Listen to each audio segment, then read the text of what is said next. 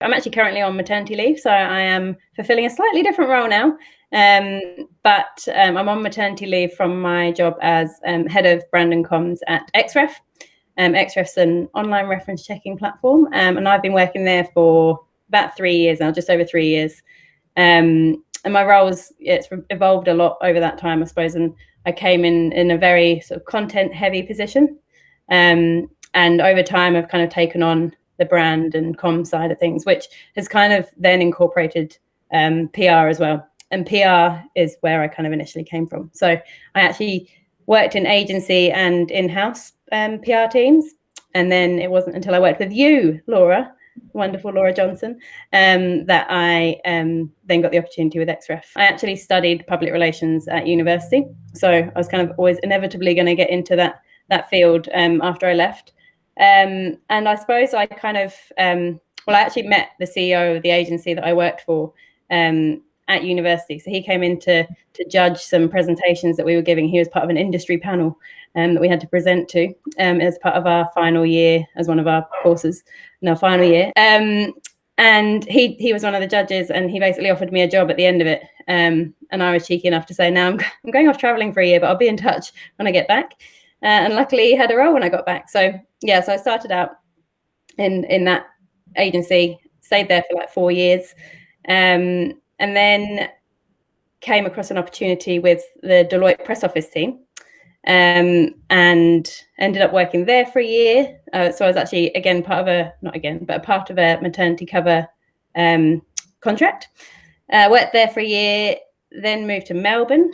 And after a little while of being in Melbourne, found Porter Novelli, another PR agency, worked with them and really kind of honed those PR skills in an agency setting, but was always kind of keen to get back into the in-house side of things. And as part of my role at Porter Novelli, we actually worked with XREF.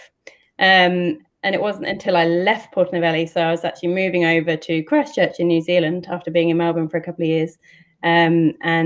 And again, you, Laura, were kind enough to offer me a role with XREF remotely. So it's been really interesting, actually, seeing everyone kind of go to this remote setting, because I've been doing that for 3 years, and all the kind of challenges that everyone's facing now are things that I've kind of had to overcome on my own in the last 3 years. And there's been a fair few people asking for advice, but I don't really know how I've made it work. You just do, don't you? But yeah, so I've been working in that remote setting for XREF for the last 3 years, but with that sort of PR background, I suppose. Probably the best career advice is one of the directors I worked under at the first agency, CC Group in London. He once said to me, he once showed me a clip of a Two Ronnies sketch, and it was it's a famous one in a sweet shop. Basically, Ronnie Barker is the shop owner behind the till, and Ronnie Corbett comes in later in the sketch. But the whole sketch is about how he's serving all these people, and he's got a sign above the door that says nothing's too much trouble. And so all these people are coming in, and they're like, oh, can I have, and they'll have all these obscure requests, but nothing's too much trouble, that's his motto, so he does it all for them.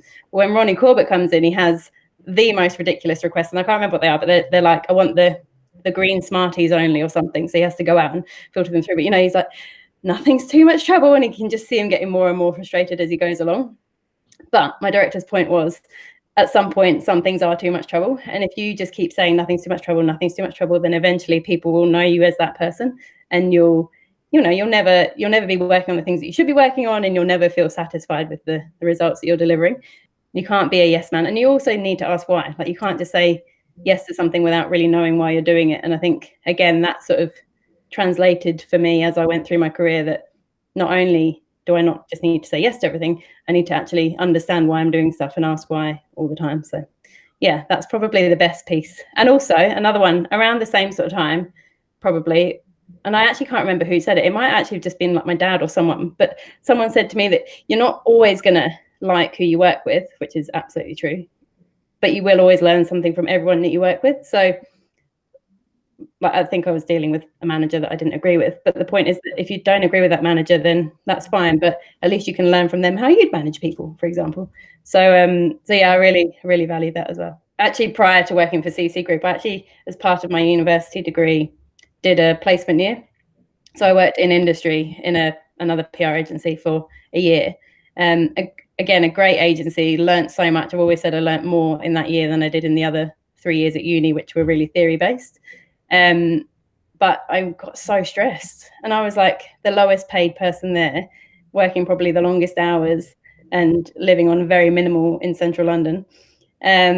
But I just used to get so stressed about everything. And like, I remember, like it was back in the days of, for anyone who understands PR, back in the days of coverage books, of having to actually cut out pieces of coverage and stick them into a book and like just send them off to the client, like these massive, the bigger the better, the louder the thump it made on the desk, the better. But things like that would keep me awake at night. And now I just think, it's just really not worth it. And I think I definitely do still sweat some small things. I think that's just my character. I'm a worrier for sure. But I think in the back of my mind, I'm always now thinking, is this the thing you should be worrying about? Or is it, this much bigger issue over here that you're probably drowning out with all the other little bits and pieces? Bigger picture perspective, I'd say I've only really ever done it once, but jumping into a job when I knew it wasn't right, and going with a company that I only stayed with for a few months, and then I was just kind of called it a day and said, I don't think this is right for me, and I don't think I'm right for you. And I'm sure if you ask them now, they'd completely agree. Just culturally, I wasn't the right fit for them, and it wasn't the right place for me. And I've never really made that mistake again, because I've been really conscious of it. And I think even if it takes you a while to find a role, I think it's really important just to spend that time and make sure you're actually going to end up somewhere where you're happy and you're fulfilled, not just having to be in a position because you need a job. And I think at the moment that must be really hard for so many people, because so many people will have been going through redundancy now, and there probably are a lot of people who are just jumping at the first opportunity that comes up, and that I think that's really sad. I think it's really nice if you've got the kind of opportunity to give yourself some time and make sure that you find the right place. But so that would be the kind of bigger picture thing. But I had quite a good story about an actual mistake that I made, so I wanted to share that as well, because it's quite funny. When I was at the PR agency I was talking about earlier, CC Group, we worked for a company in the States. I won't name the company just in case, but actually it's not that bad. But our client there was called Bobby, and we all used to email Bobby back and forth daily, or several times a day. And I was caught in the middle of some disaster one day, some crisis. Probably wasn't a crisis, probably my wee wheels going.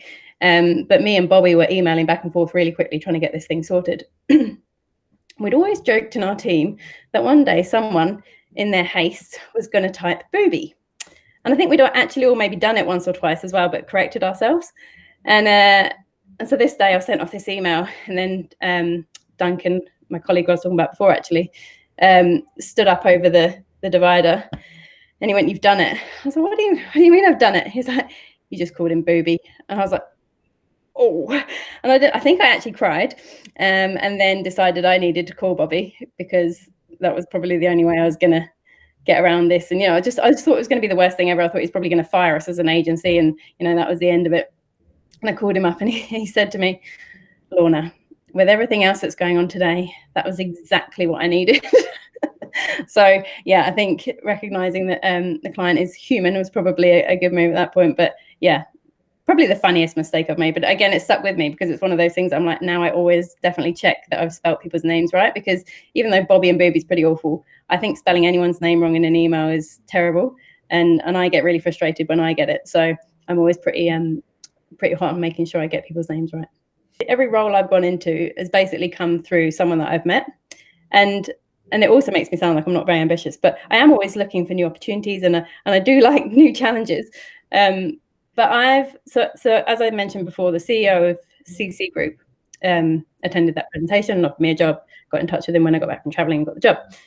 When I went to Deloitte, I actually met those guys because I went on a training session, and they were in the training session with me, and just happened to catch up in the breaks and stuff. And then I got a LinkedIn message the next day from one of the girls saying, bit of a random one, not your area of expertise, but would you be interested in joining to cover this role in our press office team? So it was obviously, it was PR still, but I'd been doing like mobile tech and fintech at CC Group, and with Deloitte I was doing looking after the PR for their HR initiatives, so a lot around sort of shared parental leave and women in the workplace at the time.